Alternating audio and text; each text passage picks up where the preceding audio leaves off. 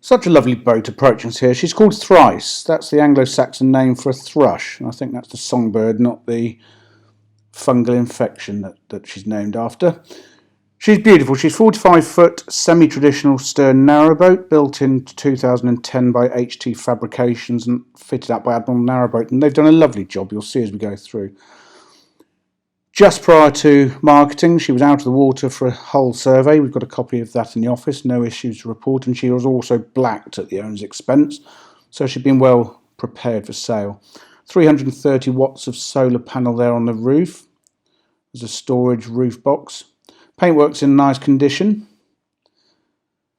And for a 45-foot boat, you'll be astonished how spacious she feels, given that the back deck as well is over. Two 13-kilo gas bottles in there. There's a cracked cover over the lovely front deck here, bench seats either side, and a stainless steel water tank is under there. The well deck's 3.5 feet long. Lovely glazed front doors. And into the boat we go. She's lovely, fitted out in oak face ply. The trim is ash, the floor is solid wood. Lovely L-shaped dinette here on the port side of the boat. That turns into a spare berth. 4 radiators on board. They're heated by a diesel-fired Webasto system. And the stove you see there, that's a solid fuel stove. It's a boatman. Storage under those steps. And a very good sized cupboard here on the left. She's very clean inside and out actually, this boat. A couple of stools, the second one's under there. So you could quite easily seat 6 around this dining table. There's storage under those benches, of course. The saloon itself is 10 feet 8 inches long. Good social space. Head height on the boat, 6'4". All the lighting is LED. And on into the galley we go. Galley's 7 feet long. Lots of work surface. There's a separate freezer here with a fridge underneath it. That's 230-volt leg. The eye level oven and grill is above that. And a microwave sits over that, neatly tucked away in this cupboard here. Little cupboard over that and shelves next to it.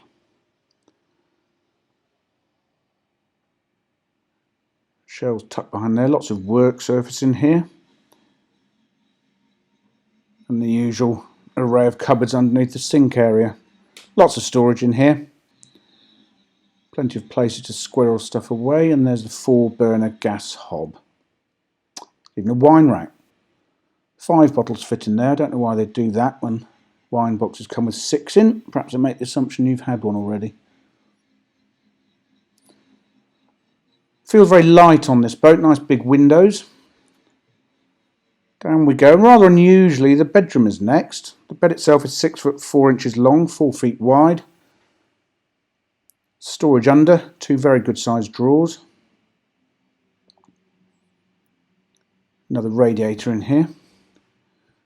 There's a shelf with some reading lights over the top, and there's a curtain rail here if you want to enclose the bed off. And a sort of half height hanging wardrobe sits at the foot of the bed. Down towards the stern we go, and here's the bathroom. Very good size, 6 feet long. The loo is a macerator pump out. The basin there is ceramic. Another radiator in here.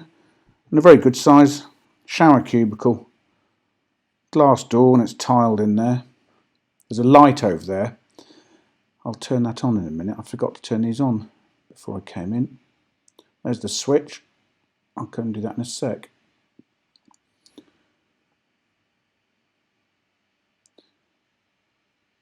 There we go. And now the lights are on. Not particularly interesting, I'll grant you, but at least they work, and I've shown you that they work. Very neatly arranged electrical instruments on the right hand side of the steps here. Now out onto the stern deck we go. Good sized storage locker here on the port side. The engine's under there, that's a Vetus 28 horsepower. She handles beautifully, this boat, by the way. It's like driving a car. And there's the view from the helmsman's position. I'm rarely able to do this, but it's so easy with this boat. I can show you the engine room. Squeaky clean in there. All very dry. 230 volts, there's a 1500 watt Stirling inverter on board.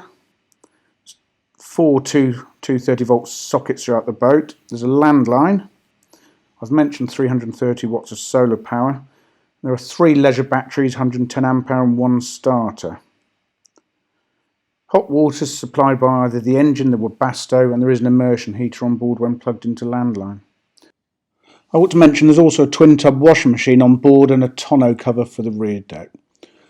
So there we go, she's a lovely boat, nothing to do. Recent blacking, recent hull survey. She's ready to go. Oh, there's the motley crew from Stowe Hill Workshop working hard. For further photographs, a fully downloadable colour brochure and the price, go to our website www.rugbyboats.co.uk.